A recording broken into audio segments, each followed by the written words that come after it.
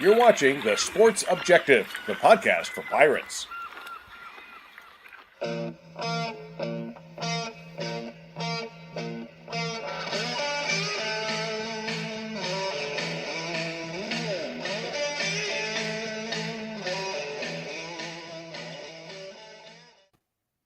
What is going on, Pirate Nation and other college football fans? We appreciate you tuning in to another edition of Sonny and Semenza. And for full disclosure, this is being recorded on Thursday evening.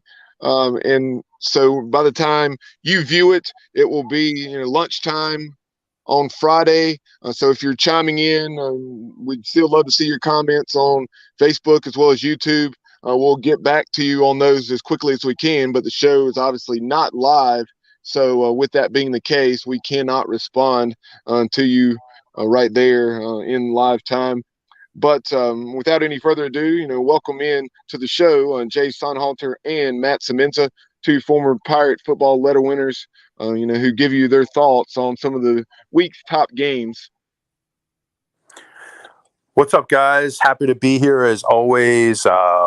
Really looking forward to a big weekend of college football. And guys, it's an exciting time of year. Everything's changing. It's starting to get cold. You're starting to see some snow games around the country. And I'll tell you guys, I was in North Carolina this week on business, and it was even cold there. Surprisingly to me, I was shocked at how cool it was. And heading back to the Northeast yesterday, it's way colder here too. So it's going to be a fun weekend, and looking forward to it. It's not as cold as it's going to be in Buffalo down here. But yeah, it has been Arctic, at least in the Raleigh area, but I'm probably not as tough as the weather is up north. So anyways, excited to be here, guys. Now, Maction's, of course, in full swing. And was it the Western Michigan, Central Michigan game that was being played in snow, since you brought up snow, Matt? Yeah, I saw that one, and then I happened to see, I think it was Nevada-Boise, a late-night game on Saturday night. Bubba was the one that I was kind of thinking of. I don't know if you caught that, but it was snowing like crazy there. I did not. So, yeah, I appreciate you bringing that one up. And before we move ahead and take a look at this current week 12 of college football, kind of setting the stage and reflecting back on week 11. Guys, it was a rough week with the picks and myself and my contest that Matt's also a part of, where we pick 30 to 35 games a week. If I hone in on 3 to 5 games, I can do pretty well, but picking that large number this year has really been a struggle with all the parity throughout college football. In previous years, I found it to be much easier, and had the opportunity to win it a couple years ago. But this year has been rough, as I'm dead last out of 15 people. But this contest on this show, or the picks rather, a week ago, Matt, you were 3-6-1. Jay, you were 4-5-1. So that brings us to a tie for the season through 11 weeks, 33-35-1. Whew, ouch. Jay, we're way too good for that kind of record. Yeah, way too good. I'm not proud of that record, and Bubba, just if we have any more bad records, just don't tell everybody. Yeah. Yeah, airing the dirty laundry here. That's how we do it on the Sports Objective, apparently. But looking back at last week's games, early on, the games that you picked, you were agreeing pretty frequently, and you guys got the Ole Miss game correct, as you took them in the points at home against Alabama, and then also you took Georgia to go to Starkville and cover the 16.5 against Mike Leach and the Bulldogs, and they certainly did that, as they won. I think it was by at least about 25, if not more. Okay, guys, I watched that Georgia game, and right now it goes without saying, they're the clear number one in the country. That if you watch that game, I think Georgia was up like 20-14 at halftime. Mississippi State was making it a game. They had opportunities in the red zone, but just couldn't really, on a few occasions, couldn't convert. And I don't know what happened at halftime, but Georgia came out and literally curb stomped them in the second half. I mean, they must have scored 20 points, and the first 6 minutes and just absolutely steamrolled them. So good luck to whoever plays Georgia this year. Yeah, no doubt the Dogs are certainly the real deal, and a lot of folks thought that they may had a little more vulnerability, and it's not that they can't be beaten, but if they're on their game, they're clearly the top team. They had that close call at Mizzou is where I was going with that, and in that game, they had some uncharacteristic mistakes a couple times where they just put the ball on the ground, and it led to some short fields for Mizzou. But if they're not doing that, Stetson Bennett's had a heck of a year, and that was very atypical of him. Yeah, absolutely. Absolutely. I think that was the type of week, Jay. I know, Jay, we had talked about this weeks ago, but I think they just had a bad week. They weren't really mentally prepared for that game. That's the only thing I can come up with, how they almost lost to Missouri. Yeah, I mean, I think sometimes those teams almost need a challenge or they get bored, and they're lucky to win that game. But, I mean, their ceiling is the highest of anybody in the country. When they're on, they can shut you down. So they are my pick to win it all. There's going to be some tough competition they've got to face, but they're looking really good right now. And as we prepare to transition into Week 12, a game that you guys, I misspoke earlier, is actually 33-35-2, and the reason being is because that LSU game last week I know that was one that you guys kind of went back and forth with before taking LSU to cover the 3 in Fayetteville. They really struggled offensively, and they won a 13-10 ball game against Arkansas. Well, I think, again, it's hard to be on every single week, and that's going to be a tough game, especially coming off the high of the previous game. I think LSU, though, and the difference with those the SEC teams is the defense they play and what they do at the line of scrimmage. And I think they're clicking and rolling at the right time, even though they just barely beat Arkansas. I think their ceiling is really high, too. Yeah, definitely. And, Jay, you've been really complimentary of Brian Kelly all year. I know you're a fan of his, big fan of his coaching abilities. And, I'll tell you guys, the game that I was really kicking myself most, out of all the games that I got wrong, was the Clemson game. I should have known there's no way Clemson would have come back home after that Notre Dame beatdown. And, I didn't expect them to lose to Louisville, but I thought Louisville would make it close. But you got to give credit to Clemson because they took care of business against a good, hot Louisville team. Yeah, and one of the things about that matchup, I want to say right off the top of my head, did it end up something like 31-16? But exactly what part of that ball game did Malik Cunningham go down? Because that's one of those things that you don't know something like that when you make the pick. And then if you'd have said Malik Cunningham's going to go down, then I'd have picked Clemson to cover the 7 with no hesitation.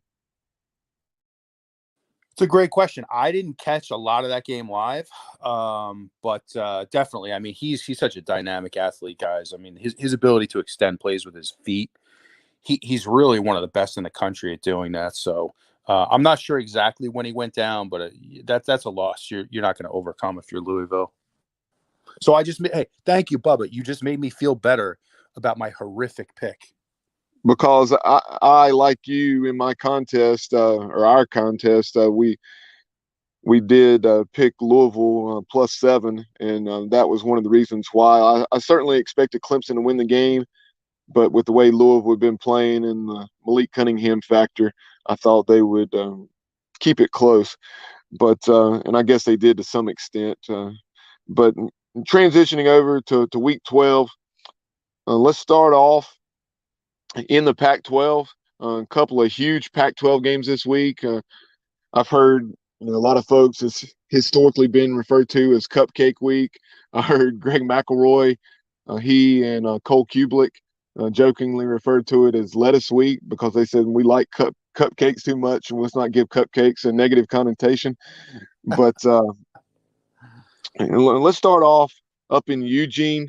You have number 12 Oregon hosting number 10 Utah, and it's Ducks by 3. Well, I'll start off here. I think Oregon, coming off of last week's loss, that was a big shock that they lost to Washington. I think they're going to come back, and Utah is a really good team. I just think Oregon's going to get it figured out and play well at home. So I take the Ducks to cover. Yeah, I agree with you, Jay. I don't see excuse me, guys, my voice is gone here. I don't see Oregon losing 2 straight at home. That was a rough defeat last week against Washington. Agree with you, Jay. I really like this Utah team, but I think it'll just be a little too much at Autzen, and I think Oregon will find a way to cover the 3. But so I'll go with the Ducks, but I do feel like it's going to be a really close game and probably will come down to the wire. Down south, you had the Battle of L.A. With number 7 USC. Lincoln Riley's taking his Trojans to the Rose Bowl to take on Chip Kelly and the 16th ranked Bruins. It is SC by 2.5, and SC has a chance, and if things fall correctly for them and they handle their business, they could still make it into the playoff despite that 1-point loss at Utah. Yeah, I'll tell you guys,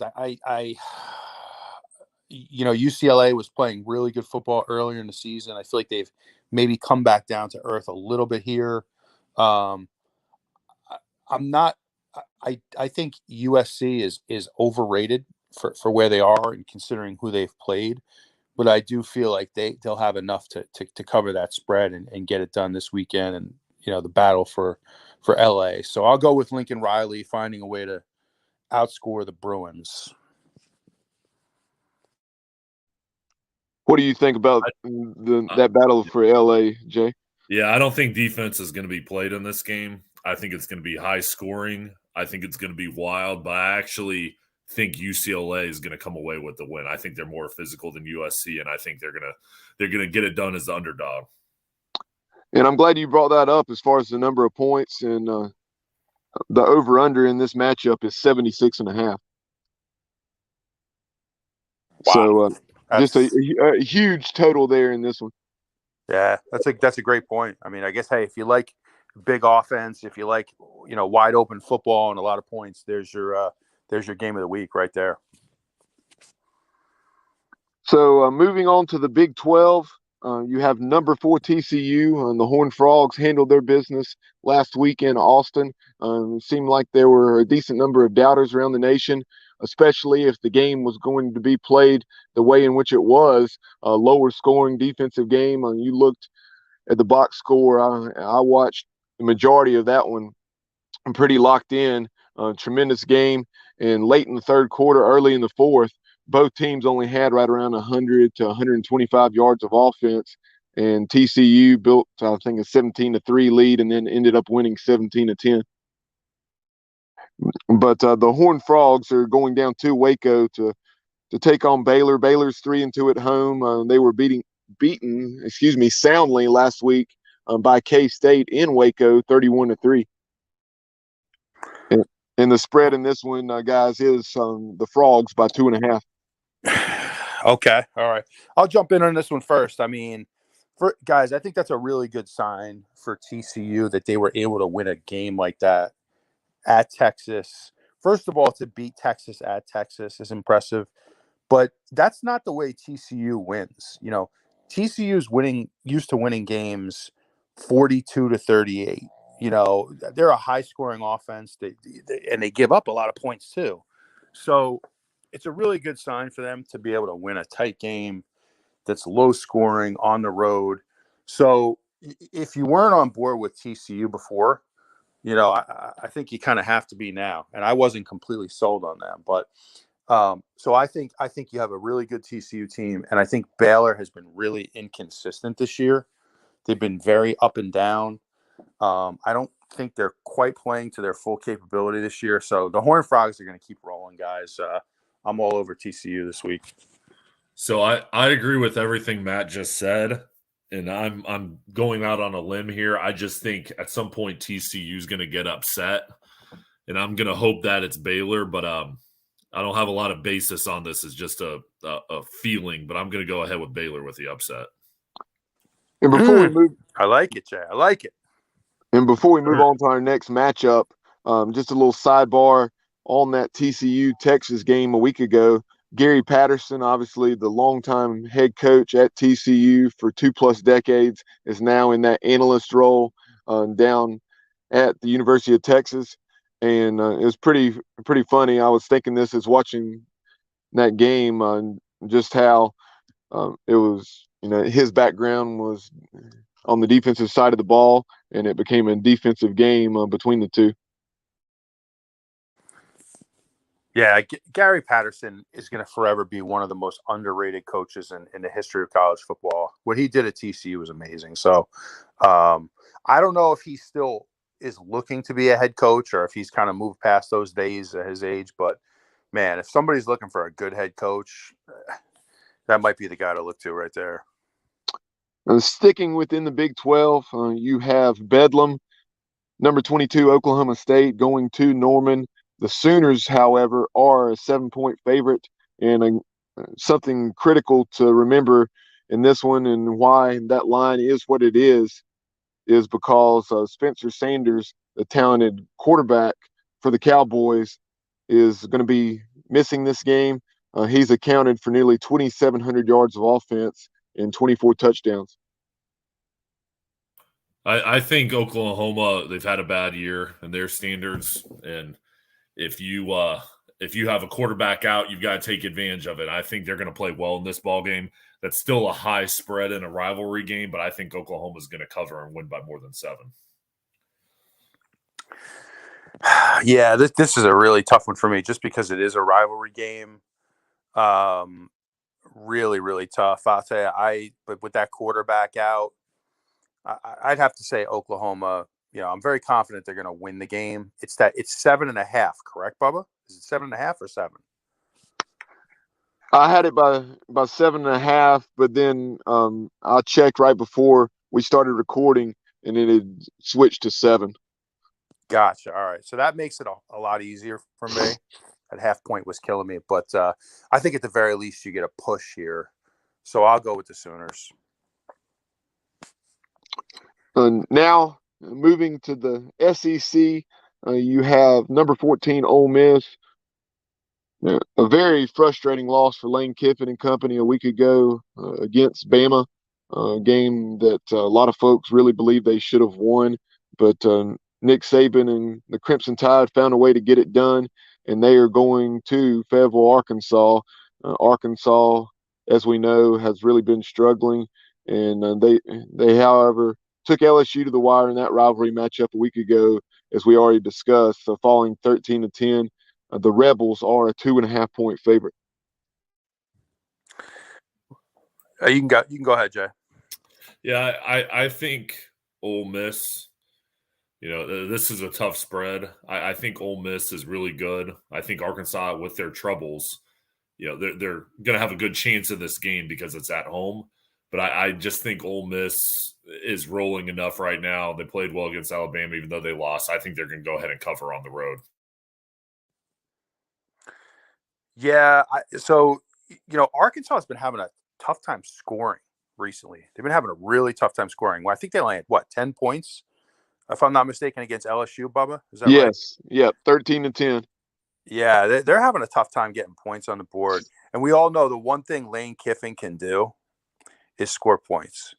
Like you said, it was a rough loss against Alabama last week. They were in that game very late and couldn't really execute in the red zone down the stretch. But I do think Ole Miss will just find a way to outscore Arkansas. And if you take a look at the Razorbacks recently, that big home loss to Liberty.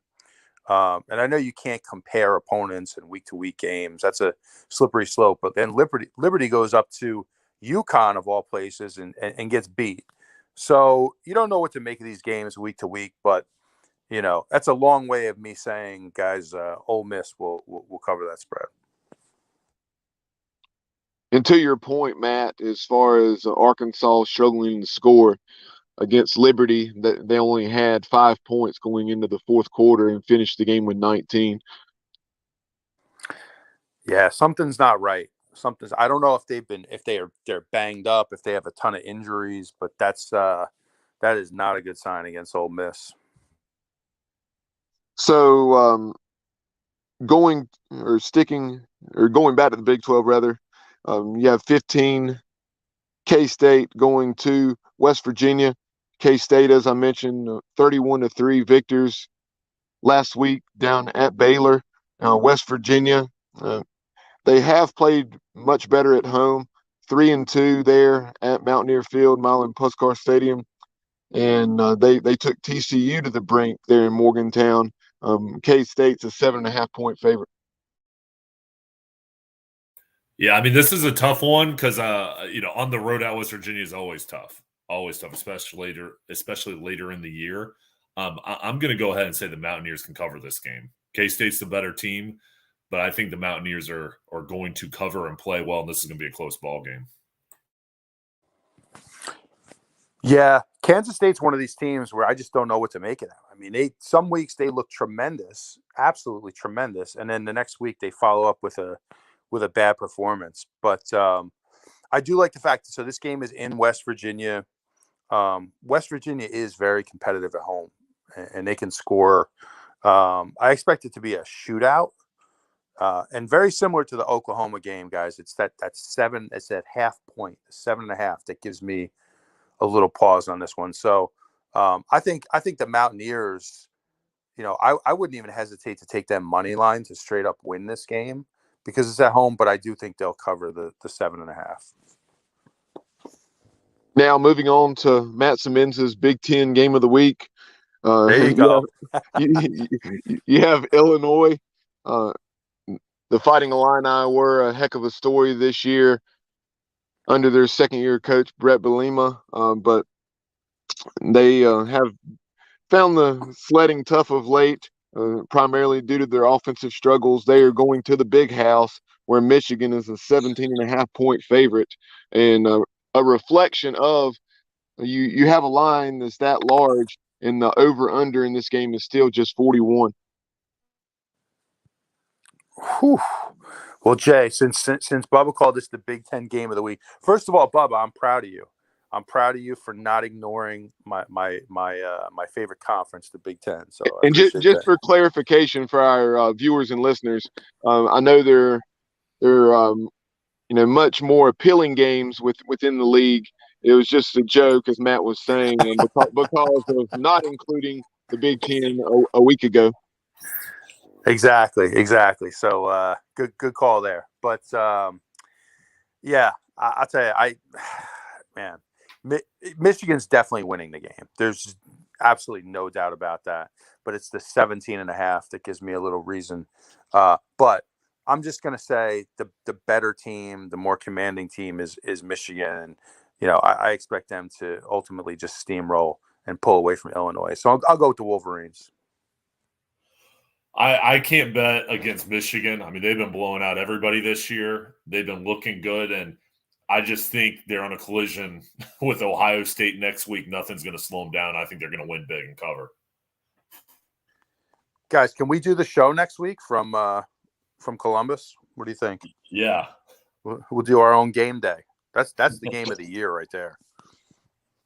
That game's going to be wild. And I've had the opportunity to attend that game twice. Both times it was being played in Columbus because some family friends of ours, they worked for Owens Corning, and they had season tickets for the Horseshoe and those OSU games. And so very, very fortunate to be able to attend that in 1990 as well as 1998. But that is a lot of fun. It's definitely different than Southern football, but to be able to go to one of college football's best rivalries like that was awesome. Definitely checking that off the bucket list. But hey, Bubba, just to chime in on that, I'll just tell you guys a 30-second story really quick. One of the craziest college football game experience that I've ever had was Ohio State at Penn State. And it snowed like crazy during the game. So I was there that day with my brother. There was a blizzard, and literally 100,000 people were packing snowballs. And when Ohio State was running out onto the field, they were just getting pelted with snowballs. I've never seen anything like it. I mean, you had to keep your head on a swivel, Jay, like you were running down the field on a kickoff. Yeah. It was unbelievable. So that is wild. Yeah, we always hear about the whiteouts at Penn State. But, for these final two games, the FBS independent flavor in each of them, the first one being UConn. The Huskies became bowl eligible a week ago with a huge upset of Liberty there in Hartford. And this week they're traveling to West Point, where they're going to play an Army team that's had a rough go of it this year, as the Black Knights are just 3-6. And as I mentioned, the Huskies are bowl eligible at 6-5. Army is a 10-point favorite, however. I mean, on this game, who knows, Matt? I'm going to go with Army.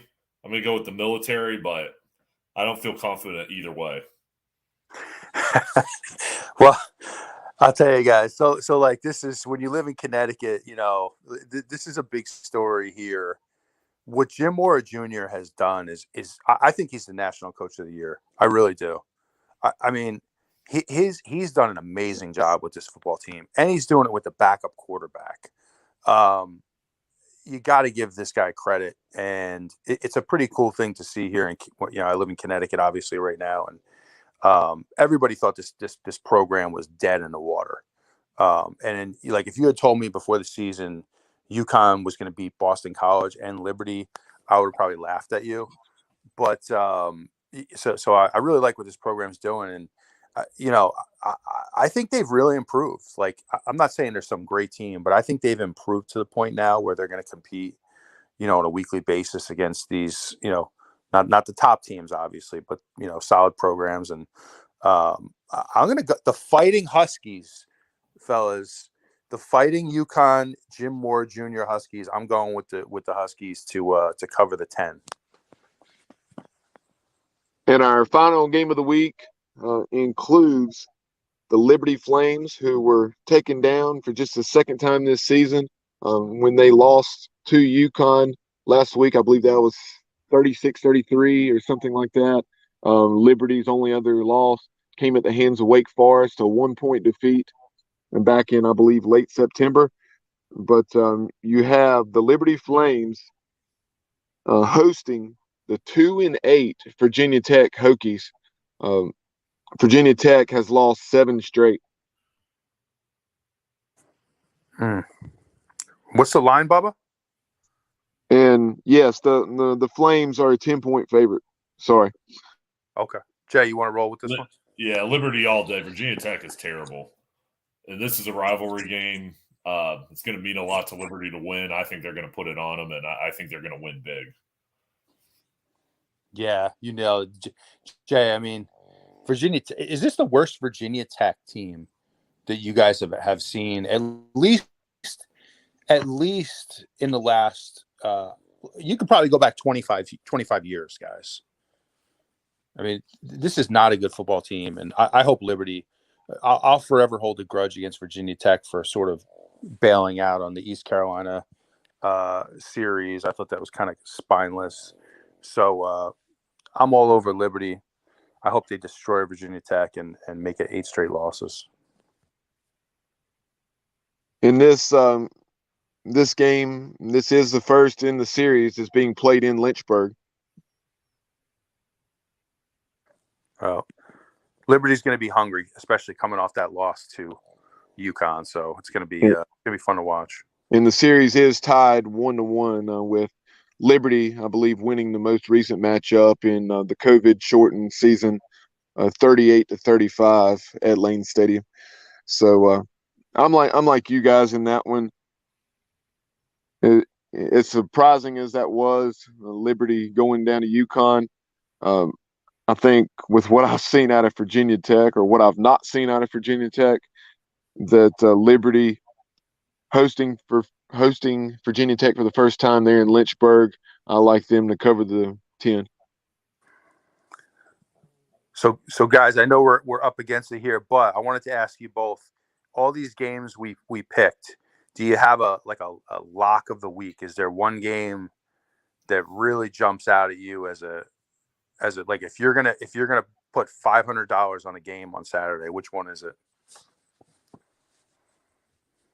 Well, actually, Matt, we it's my mistake here as the host. We inadvertently skipped over our 10th game because we were kind of jumping around by conference. The 10th game is number 6 LSU hosting UAB. Tigers by 15. They're coming off the big back-to-back wins over Alabama at home, and then the 13-10 win where they really struggled offensively there at Arkansas, and they're taking on a UAB team that's 5-5. The Blazers, however, are 0-4 on the road, with all those losses coming by a touchdown or less. Those four defeats were at Liberty, at Western Kentucky, at 5-5 Florida Atlantic, and at Rice. So, and again, it's LSU by 15. I'll go with LSU, and I mean, I think the Tigers are rolling. I'll use that one as my lock of the week. I just think very highly of what they're doing down there. I think they're getting better week by week. Matt, what do you think about this one? You think LSU will, after a poor offensive output at Arkansas, do you think they'll take care of business in a big way against UAB? It makes me a little nervous. I don't know what it is about this one that makes me a little nervous that UAB, you get late in the season and this is like a Super Bowl for UAB. And, LSU, they're clearly the better team. But I'm going to go upset special, fellas. I'm going to say UAB covers the spread. They don't win, but they barely cover the spread. So just for the hell of it, go Blazers. I hear you. So that will conclude this week's picks. Before we get out of here, let's talk about what lies ahead for the Pirates here in just a little over 24 hours as we're recording this on Thursday. Well, I guess 48 hours. So you have the Pirates 6-point favorite against the Houston Cougars. As we've seen, Houston has really struggled defensively, but they've really lit it up offensively. How do you guys see this one playing out? I think Houston's going to have trouble scoring against ECU's defense. I think they're definitely talented on the offensive end, but anytime you have a team that you're relying on your offense, you're going to be unpredictable and hot and cold each and every week. I just think the Pirates are the more complete team, and I think the Pirates are going to play well on senior day and come away with a big win. And Matt? Yeah, I mean, I have concerns about this game just because, like, you get late in the season, and sometimes these games, I think you have two pretty even teams here. Like, I think from a talent perspective, I think you have two pretty even teams. And I think sometimes these games come down to just, like, who wants to be there the most, who brings the most excitement, and who's the most motivated as a team. So I think this game is going to be really close. I would say that the Pirates, if I had to, I'd say that they cover the 6, but I don't feel great about it. I think it's going to be a really close game, but ECU is going to have to play a fantastic game to get this win. And my big thing with this is I really want to see a packed stadium for senior day. I think these guys have earned it. I don't think Pirate fans have showed up the last few weeks for the last few games. Not the diehards, but the casual fan has not shown up the last few weeks. So I'm hoping we can pack the stadium, guys, and find a way to get this win. And since you brought that topic of senior day up, I want to get your thoughts on what are your memories of your senior day, man. I guess 1997. So that would have been the Thursday night game against Cincinnati. Is that right? Yeah, that is right. And we were able to win that night. I thought it was a cool experience. I had my dad out on the field with me. That was fun. But I don't remember personally. I didn't get caught up in the whole feeling of like this is senior night, like the whole emotion of that. I just kind of wanted to go play football, and maybe that hits some people different than others. But for me, it wasn't like a big emotional thing. I just wanted to kind of go play, and we did win. We did beat Cincinnati that night, so I guess it was a good day all around. Yeah, it was kind of an odd game from the standpoint. It was played in the rain. The Pirates threw the ball about 60 times, if I'm not mistaken. And despite throwing the ball that much, it was very much a low-scoring game. Was it 14-7 or something like that? Something like that. It was very low scoring. I remember. I can't remember the exact. I know Cincinnati got down in the red zone late, and they had some throws into the end zone that were incomplete, and we came away with the dub. And Matt, do you remember this name, Tinker Keck? I do remember that. Yeah, it's such a odd name that that one stands out here 25 years later. Absolutely. Jay, what about you? I mean, you have memories of your senior day?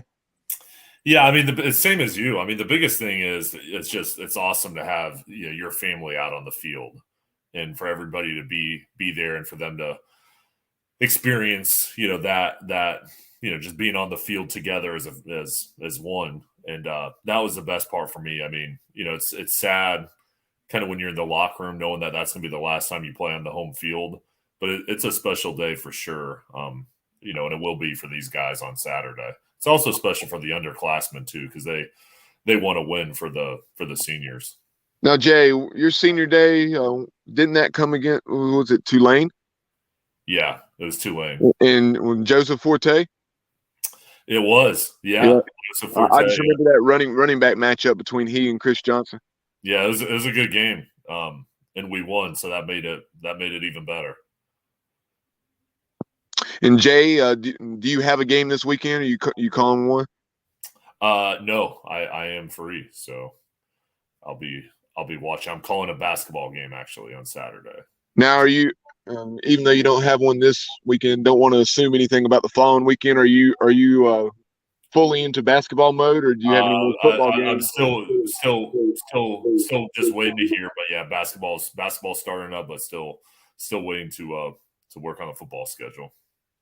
So tell our viewers, even though this is a football-centric show, what basketball games have you – I know you typically have Campbell. Who have you had the chance to call?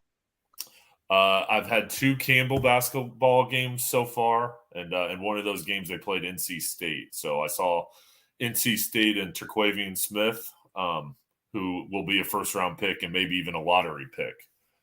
I think he's an outstanding player. Campbell – I'm really impressed by them, and I think they're going to have a great year in the Big South.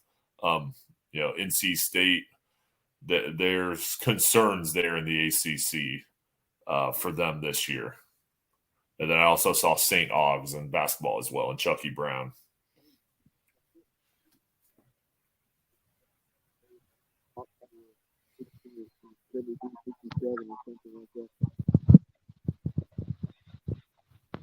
And Campbell is someone that is on the schedule for the Pirates, so that is one that I'm definitely. It seems like they always play pretty well, and this year with them seemingly having a solid team that I'm definitely concerned about. But for Jay Sonnhalter and Matt Semenza, who you've been watching and listening to Sonny and Semenza here on the Sports Objective. As always, we appreciate you tuning in. And as always, go Pirates.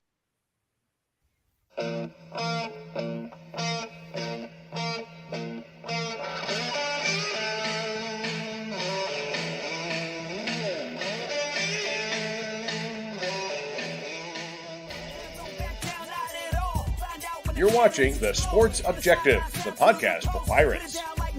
Listen to the show pretty much everywhere podcasts are found. Be sure to follow us on social media at The Sports OBJ on Twitter and TikTok, at The Sports Objective on Instagram. Like and follow our Facebook page and subscribe to our YouTube channel. As always, we appreciate you listening to the show, and go Pirates!